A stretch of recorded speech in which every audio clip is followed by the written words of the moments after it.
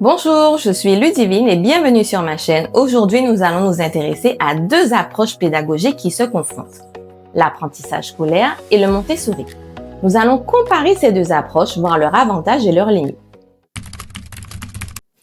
La pédagogie scolaire est celle que nous connaissons tous, l'école traditionnelle, très formelle et structurée, avec ses programmes, ses évaluations, ses horaires fixes pour chaque matière, où l'enseignant est au cœur de l'apprentissage. Elle repose sur la transmission du savoir du professeur à l'élève. C'est une approche qui peut sembler intéressante car elle apporte beaucoup de discipline, l'acquisition de connaissances solides, de la rigueur et bien sûr de l'organisation. Mais ce modèle manque parfois de souplesse et ne s'adapte pas au rythme ou aux intérêts de chaque enfant. Parfois, certaines critiques émergent. Elle limite la pensée critique, la réflexion, la créativité, ne permet pas de s'intégrer et de collaborer dans des groupes. Elle est souvent perçue comme ennuyeuse car l'enfant n'est pas acteur de son apprentissage mais juste passif assis sur un banc, à l'écoute du professeur, sans matériel pédagogique complémentaire pour intégrer les données de manière ludique. Les prises de notes des cours et des exercices trop formels limitent la compréhension et la mémorisation des matières. Cette approche compétitive génère souvent du stress aux examens. L'enfant se sent en permanence jugé, en proie au regard des autres avec un sentiment de mal-être. Bon nombre de frustrations se font ressentir car les émotions ne sont pas prises en compte par les professeurs prônant l'intégration des cours coûte que coûte. Les cours sont imposés, l'enfant ne dispose d'aucun pouvoir de décision. Beaucoup d'enfants décrochent et ne souhaitent pas poursuivre leurs études car ils se sentent dépassés, perdent tout intérêt, ont un sentiment de ne pas apprendre et de ne pas découvrir grand-chose. Il faut savoir qu'en France, 90 000 élèves décrochent chaque année du système scolaire sans aucun diplôme et ce sont souvent les plus défavorisés qui trinquent. L'éducation Montessori est une approche innovante qui gagne de plus en plus de terrain. Développée par le docteur Maria Montessori au début des années 1900, elle est devenue l'une des méthodes éducatives les plus reconnues dans le monde. Elle permet à l'enfant d'être au centre de son apprentissage. Il choisit ses activités, avance à son rythme avec du matériel adapté dans un environnement bienveillant. L'adulte devient un guide, un accompagnant et non un transmetteur. La méthode Montessori favorise l'autonomie, la curiosité naturelle et la confiance en soi. Les classes Montessori sont généralement composées d'enfants d'âges différents pour permettre aux plus jeunes d'apprendre des plus grands et aux plus âgés de renforcer leurs connaissances en enseignant à leurs camarades les plus jeunes. Cette approche ne favorise pas seulement la réussite scolaire, mais aussi l'épanouissement social et affectif.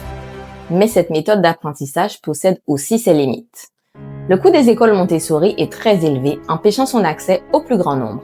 Un manque de directives claires de la part des encadrants et des horaires non structurés peuvent être perçus comme du laxisme, limitant la transmission du savoir, de l'apprentissage et de l'organisation. Les écoles Montessori sont souvent spécialisées dans l'éducation des plus jeunes enfants, ne disposant d'aucun enseignement pour les plus grands qui sont souvent redirigés vers des écoles standards. La transition vers les établissements d'enseignement traditionnel supérieur peut s'avérer compliquée. De plus, les témoignages d'anciens élèves Montessori mettent en avant les limites de cette méthode. Ils déclarent avoir eu beaucoup de retard et des lacunes dans leur apprentissage et ne pas savoir faire face aux imprévus et aussi manquer d'organisation. Cela se ressent jusque dans leur quotidien comme pour déchiffrer une facture, monter un meuble et même pour faire les courses d'une manière logique.